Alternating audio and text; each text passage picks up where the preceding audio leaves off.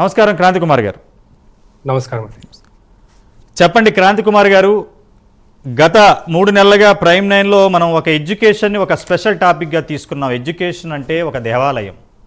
ఆ దేవాలయంలో చదువుకున్న వాళ్ళందరూ కూడా నవ సమాజాన్ని ఉద్ధరించాలి, సమాజ శ్రేయస్సు కోసం ఆ విద్య ఉపయోగపడాలి, plus at the same time మనిషి జీవనోపాధికి కూడా విద్య ఉపయోగపడాలి. 2 విషయాలు ఉన్నాయి. ఒకటి, అతను చదువుకుంటే అతని జీవనోపాధికి ఉపయోగపడుతుంది. 2, సమాజంలో ఒక చైతన్యాన్ని తీసుకురావడానికి ఉపయోగపడుతుంది. ఈ 2 కోరికలు నెరవేరడానికి అనేక రకాల కోర్సులు తెలుగు రాష్ట్రాల్లో ఎల్కేజీ నుంచి మొదలుపెట్టి ఎంబీబీఎస్ మెడికల్ వరకు కూడా ఉన్నాయి. దాంట్లో ఇదొక పాలిటెక్నిక్ అనే కోర్సు. ఈ కోర్సుని నిజంగా గవర్నమెంటే చేతులారా అధికారులు అనొచ్చు, ప్రభుత్వాలు అవ్వచ్చు, కానీ నీరు గారుస్తూ ఈ రోజున మూతపడే స్థితికి తీసుకెళ్లారు. కారణం, తెలుగు రాష్ట్రాలలో ఈ పాలిటెక్నిక్ దాంట్లో చదువుతున్న పిల్లలకి ఫీజు రియంబర్స్మెంట్ ఇవ్వరు. గవర్నమెంట్ ఫీజు రెగ్యులేటర్ ఫీజులు పెంచితే, ఫస్ట్ ఇయర్ పెంచితే సెకండ్ ఇయర్ పెంచితే థర్డ్ ఇయర్ కూడా అప్లికేబుల్ చేస్తారు. వాళ్ళు చదువు అయిపోయాక బయటికి వెళ్దామంటే టీసీలు ఉండవు, ఫర్దర్ కోర్స్ చేయడానికి ఈ స్కాలర్షిప్స్ అడ్డొస్తాయి. ఇంకా ముందుకు వెళితే సప్లిమెంటరీ రాసిన వాళ్ళు ఉంటారు పాపం ఈ పాలిటెక్నిక్ పిల్లలు. వాళ్ళ రిజల్ట్ రాకముందే ఐసెట్ ద్వారా అడ్మిషన్స్ మొదలుపెట్టేశారు. నిజంగా ఈ రోజున తెలుగు రాష్ట్రాల్లో పాలిటెక్నిక్ విద్యార్థులకి ఒక భయం పట్టుకుంది. 3 సంవత్సరాలు ఈ పాలిటెక్నిక్ చేసే కన్నా 2 సంవత్సరాలు ఇంటర్మీడియట్ చదువుకుని దేవుడి దేవాల బీటెక్ చేసుకున్న ఏదో జాబ్ అన్నా వస్తుంది సాఫ్ట్వేర్లో అని ఆలోచనలో పిల్లలు అటువైపు వెళ్ళిపోతున్నారు. కానీ ఇక్కడ సమాజంలో ఈ అధికారులు మేధావులు ఆలోచించవలసిందంటే టెక్నికల్ నాలెడ్జ్ వెరీ ఇంపార్టెంట్. ఇవాళ మనకి ఇండస్ట్రీలు ఎంత ఇంపార్టెంటో ఎడ్యుకేషన్ వైపు కూడా whether technical or non technical కూడా ఇంపార్టెంట్. ఈ టెక్నికల్ని మొత్తం తొంగలో తొక్కుతున్నాయి ఈ అధికారులు కానీ ప్రభుత్వాలు. కానీ నిజంగా ఈ పాలిటెక్నిక్ కాలేజీలో నాణ్యతా ప్రమాణాలు ఉన్నాయంటే నిల్, టీచింగ్ ఫ్యాకల్టీ నాన్ టీచింగ్ ఉన్నారంటే నిల్. దీని మీద ఒక నియంత్రణ లేదు. ఇంకా దౌర్భాగ్యమైన పరిస్థితి ఏంటంటే ఈ కాలేజీ కోర్సుల మీద ఒక రివ్యూ మీటింగ్లు అనేది తెలుగు రాష్ట్రాల్లో జరగట్లేదు. సో దట్ దీని గురించి మీరేమంటారు? ఇప్పుడు మన పాలిటెక్నిక్ విద్యార్థుల పరిస్థితి ఎట్లుంది అని అంటే, ముఖ్యంగా నేను ఒక సంఘటనతోని వివరిస్తాను, ఆ తర్వాత సబ్జెక్ట్లోకి వెళ్తాను. ఒకసారి నేను కొంతమంది పాలిటెక్నిక్ విద్యార్థులు మన ఆఫీస్కి వచ్చి వాళ్ళ కష్టాల గురించి మాట్లాడితే, సరే పోదాం నడవండి, state board of technical education and ట్రైనింగ్కి సంబంధించి ఒక చైర్మన్ సెక్రటరీ ఆఫీస్ ఉంటుంది అనమాట. అది మన మాసప్ ట్యాంక్లో ఉంటుంది. వాళ్ళను ఎంత దారుణంగా చూస్తారంటే గంజిల ఈగల్ని తీసి పాడేసినట్టుగా పాడేస్తారు. ఇది ఆ రోజు విద్యార్థులు దగ్గర ఒక 150 నుండి 200 మంది విద్యార్థులు వెళ్ళి, మాకు ఇట్లా ఒక ప్రాబ్లం ఉంది, దయచేసి మా ప్రాబ్లంని అర్థం చేసుకోండి అని అడిగితే, అక్కడ ఉన్నటువంటి సెక్రటరీ ఆఫీస్ దగ్గర ఇది పరిస్థితి. గేట్లకు తాళాలు వేస్తారు.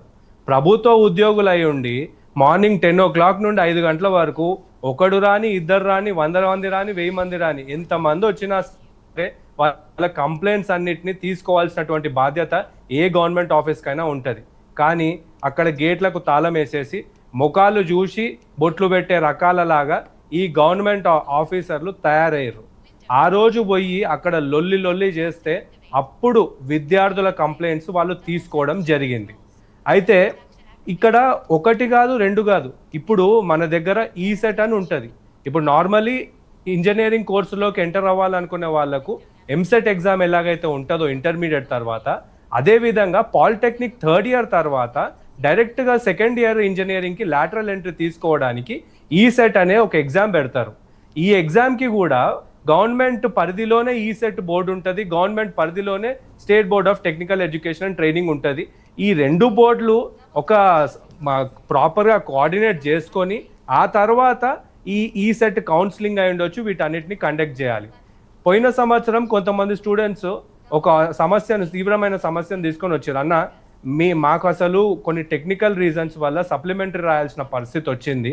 ఈ సప్లిమెంటరీ ఎగ్జామ్స్ అయిపోయి దాని రిజల్ట్స్ రాకముందే వీళ్ళు కౌన్సిలింగ్ పెట్టడం వల్ల అక్కడ ఫెయిల్ అని చూపిస్తుంది, మా ఎలిజిబిలిటీ ఏమో నో అని చెప్తుంది. దానివల్ల మేము తీవ్రమైన ఇబ్బందులకు గురవుతున్నాము, దయచేసి దీని గురించి ఏమైనా చేయంటే ఆ రోజు మేము ప్రతి ఒక్కరికి నివేదికలు ఇచ్చినాము.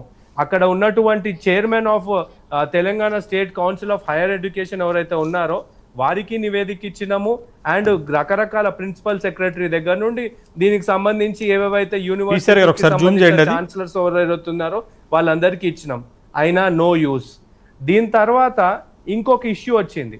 Annamacharya institute of technological sciences అని చెప్పేసి ఒక ఇంజనీరింగ్ కాలేజ్లో పాలిటెక్నిక్ కోర్సు కూడా ఉంది. అక్కడ పిల్లలని ఎంత దారుణంగా ఆడుకున్నారంటే వాళ్ళతోని, నిజంగా చెప్పాలంటే ఫుట్బాల్ ఆడుకున్నట్టుగానే ఆడుకొని ఒక్క చోట దంతే ఇంకో చోట పడేటట్టుగా రకరకాలుగా ఇబ్బంది పెట్టారు. వీళ్ళ సంఘటన ఏంది అని అంటే, సెకండ్ ఇయర్ మిడిల్లో ఉన్న విద్యార్థులకు అరే బాబు ఇగో మాకు తెలంగాణ TAFRC వాళ్ళు ఫీజు పెంచేసిర్రు, ఫస్ట్ ఇయర్ కి సెకండ్ ఇయర్ కి థర్డ్ ఇయర్ కి పెంచిర్రు, మీరు ఇప్పుడు థర్డ్ ఇయర్ స్టార్టింగ్ లో ఉన్నారు కాబట్టి మీరు ఏం చేయండి, పెరిగిన ఫస్ట్ ఇయర్ ఫీజు అయిపోయిన ఫస్ట్ ఇయర్ ఫీజు, పెరిగిన సెకండ్ ఇయర్ అయిపోయిన ఇయర్ అది దాని ఫీజు, ఈ రెండు కలిపి థర్డ్ ఇయర్ పెరిగిన ఫీజుతో పాటు ఇప్పుడు కట్టండి అని అంటే, ఆ పిల్లలు ఏం చేయాలనో తెలియక మన దగ్గరకు వస్తే మనం వెళ్ళినాము. సెక్రటేరియట్ దగ్గర ముఖ్యమంత్రి గారికి నివేదిక ఇవ్వడం జరిగింది, ప్రిన్సిపల్ సెక్రటరీ గారికి నివేదిక ఇవ్వడం జరిగింది. ఆ తర్వాత ఎవరు వినట్లేదని చెప్పేసి దాని మీద ధర్నా చేయడం జరిగింది. ఆఖరికి ఇప్పుడు పిల్లలు ఏ రకమైనటువంటి రెస్పాన్స్ రాకపోతే తెలంగాణ హైకోర్టుని ఆశ్రయించడం జరిగింది. ఇంత విచ్చల విడిగా అసలు ఒక విద్యార్థికి ఏదైనా కూడా చట్టము ఈ రోజు పాస్ అయింది అనుకోండి, రేపటి నుండి అమల్లో ఉంటది. కానీ ఈ రోజు చట్టాన్ని పాస్ చేసేసి నిన్న మొన్నటి నుండి అమల్లోకి వచ్చిందంటే అది ఎంతవరకు సమంజసకరం? ఈ రోజు నేను ప్రైమ్9 వేదికగా తెలంగాణ ప్రజలందరిని అడుగుతున్నాను. ఎందుకంటే ఈ మన పాలిటెక్నిక్ కోర్సులోకి జాయిన్ అయ్యే విద్యార్థులు ఎవరు అని అంటే పేద, ఇక ఈ ఫీజు ఇంటర్మీడియట్ లో కార్పొరేట్ ఫీజులు తట్టుకోలేని వాళ్ళు మాత్రమే పాలిటెక్నిక్ వైపు వస్తారు, మెజారిటీ స్టూడెంట్స్. ఎగ్జాక్ట్లీ. అయితే ఒకప్పుడు మీరు ఇందాక అన్నట్టుగా ఈ నాగార్జున సాగర్ ప్రాజెక్ట్ అయి ఉండొచ్చు, సింగరేణి కాలరీస్ అయి ఉండొచ్చు, లేకపోతే వైజాగ్ స్టీల్ ప్లాంట్ అయి ఉండొచ్చు, ఇట్లాంటి వాటిలలో టెక్నికల్ ఎక్స్పర్టీస్ ఉన్న వాళ్ళు కావాలి. అందరూ బీటెక్ చేయలేరు కాబట్టి ఈ టెక్నికల్ ట్రైనింగ్ ఇవ్వడానికి ఈ పాలిటెక్నిక్ కాలేజెస్ ఓపెన్ చేయడం జరిగింది 1946లో. ఈ రోజు ఆ టెక్నికల్ ట్రైనింగ్ ని పెంచుకుంటూ పోవాల్సింది పోయి వీళ్ళు ఏం చేసిర్రు, తుంచుకుంటూ వచ్చేసిర్రు. ఈ రోజు కాలేజీలు ఉన్నాయి కానీ కాలేజీల లోపల టెక్నికల్ ట్రైనింగ్ ఇచ్చే ఫ్యాకల్టీ లేదు, టెక్నికల్ ట్రైనింగ్ ఇచ్చే ల్యాబులు లేవు. నేమ్ సేక్ కి సర్టిఫికెట్లు ఇస్తున్నారు. ఆ సర్టిఫికెట్లు కూడా ఈ పేద విద్యార్థులు దాదాపుగా 60 నుండి 70% మంది విద్యార్థులు స్కాలర్షిప్ల మీదనే డిపెండ్ అయి ఉంటారు.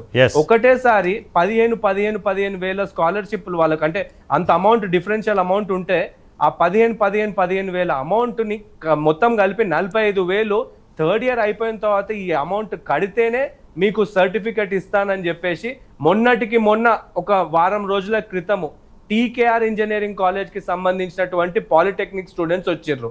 ఇక్కడ ఇది ఎంత అన్యాయమో, ఒకవైపేమో ప్రభుత్వము ఈ స్కాలర్షిప్స్ ఇస్తా అంటది, ఇయ్యా అంటది, సర్టిఫికెట్లు ఆపడము ఇల్లీగల్ అని చెప్పేసి ప్రభుత్వము చెప్తుంది, కోర్టు చెప్తుంది. మనకు రైట్ టు ఎడ్యుకేషన్ యాక్ట్ ప్రకారము సర్టిఫికెట్స్ విత్హోల్డ్ చేయొద్దని చెప్పేసి క్లియర్లీ చట్టాలు ఉన్నా కూడా ఈ కాలేజీలో సర్టిఫికెట్లు ఇష్యూ చేసే టైంలో మీరు మాకు గవర్నమెంట్ ఫీజు రియంబర్స్మెంట్ ఇవ్వలేదు కాబట్టి మీరు 3 సంవత్సరాలకు సంబంధించినటువంటి ఫీజు రియంబర్స్మెంట్ అమౌంట్ ఏదైతే ఉందో అది ఇస్తేనే సర్టిఫికెట్లు ఇస్తా అని చెప్పి బెదిరించి కౌన్సిలింగ్ కి సర్టిఫికెట్లు లేకుండా అయ్యే పరిస్థితి క్రియేట్ చేసి లాస్ట్ కి వాళ్ళ దగ్గర డబ్బులు లాక్కొని ఆ తర్వాత సర్టిఫికెట్లు ఇచ్చే పరిస్థితి ఈ రోజు ఏర్పడ్డది. ఇది కేవలం ఒక పాలిటెక్నిక్ కాలేజెసే కాదు, ప్రతి ఒక్క degree college, PG college, MBA, MC అన్ని కూడా ఉన్నాయి. అన్నా మాకు సర్టిఫికెట్లు ఇవ్వట్లేదు, అన్నా మీరు ఏదో చేయాలి అని చెప్పేసి కోకొల్లలుగా వస్తున్నారు. ఈ రోజు నేను ప్రభుత్వానికి ఒకటి చెప్తున్నా, మీకు శాతనైతే స్కాలర్షిప్లు ఇస్తానండి, లేకపోతే వదిలేయండి. అంతేగాని అనవసరంగా పిల్లల్ని ఇబ్బంది పెట్టకండి. ఎందుకంటే ఇగో మీకు ఒక బండల్ చూపిస్తాను, క్రాంతి గారు మొత్తము పాలిటెక్నిక్ స్టూడెంట్స్ కంప్లైంట్లు, మొత్తం గవర్నమెంట్ లో ఉన్నటువంటి ప్రతి ఒక్క ఆఫీసర్ కి ఇచ్చినటువంటి కంప్లైంట్లు, ఇప్పటి వరకు ఏ రకమైనటువంటి చర్యలు లేవు. క్రాంతి గారు, నేను మళ్ళీ మీతో డిస్కస్ చేస్తాను. కాలర్ లైన్ లో ఉన్నారు మన గారు మార్కాపురం నుంచి. నమస్కారం అండి. సార్ నమస్తే. సార్ నమస్తే, చెప్పండి. సార్ లాస్ట్ ఇయర్ మా బాబుని శ్రీ చైతన్య హై స్కూల్లో చేర్పించాను సార్. ఎక్కడండి? శ్రీ చైతన్య సార్, విజయవాడ. మా బాబుకు చెయ్యి ఇరిగింది సార్. అదే అక్కడ ఆడుకుంటూ చేరిన 1 వీక్ చెయ్యి ఇరిగింది సార్. ఓకే. ఆ చెయ్యి ఇరిగితే మేము అప్పుడు సార్ మా బాబుకు చెయ్యి ఇరిగింది, అప్పుడు నేను ఫీజు వచ్చేసి 15,000 పే చేశాను సార్. ఓకే. పే చేస్తే ఇవ్వమని అడిగాను సార్. నేను అడిగితే మా బ్రాంచ్ లో ఎక్కడైనా చేర్పించుకోండి మేడం, మేము అలా ఫీజు ఇవ్వము అన్నారు సార్. ఓకే. పాపను బాబుని ఇద్దరిని చేర్చాను సార్. పాపను కాలేజీలో చేర్పించాను, బాబును శ్రీ చైతన్యలో చేర్పించాను సార్. శ్రీ చైతన్యలో ఏం చేర్పించారు మీరు? చెప్పట్లేదు, విషయం చెప్పట్లేదు. కోర్స్ సార్ ఏంటి? 9th class sir, 9th class sir. అది చెప్పండి. ఓకే 9th క్లాస్ చేర్పించాను సార్. చెయ్యరిగింది, మేము ఇంటికి తీసుకొచ్చాం సార్. ఓకే ఇంటికి తీసుకొచ్చా, ఫీజు అడిగాను సార్. ఫీజు అయితే 1 month వరకు ఇవ్వలేదు సార్. ఓకే మళ్ళా తర్వాత వేరే వాళ్ళ ద్వారా రికమెండేషన్ ద్వారా 10,000 కట్టుకొని మాకు 40,000 పే చేశారు సార్. ఓకే అలా ఇప్పుడు సార్, ఇప్పుడు 10,000 అంటే 1 weekకే 10,000 పట్టుకున్నాను సార్ మాకి. ఓకే దాని గురించి ఏం చెప్పట్లేదు సార్. సార్ ఇంకొక క్వశ్చన్ సార్. మరి ఇప్పుడు ప్రైమ్ 9 ఛానల్లో డెబ్యూట్ లో పాల్గొంటున్న అందరికి నమస్కారం సార్. చెప్పండి. ఎంతసేపు శ్రీ చైతన్య అంటున్నారే కానీ సార్, మరి ప్రైమ్ 9 లో యాడ్స్ లలో నారాయణ కాలేజ్ మొత్తం ఎందుకు సార్ అలా చూపిస్తున్నారు? నీట్ ఎగ్జామ్ లో ఇలా మార్క్స్ మంచి మార్క్స్ వచ్చాయి అని చెప్పేసి అలా చూపించకూడదు కదా సార్ మరి. ఓకే చెప్పండి, మీ క్వశ్చన్ చెప్పండి. హలో, నెక్స్ట్ కాల్ కట్ అయినట్టుంది. దీక్ష గారు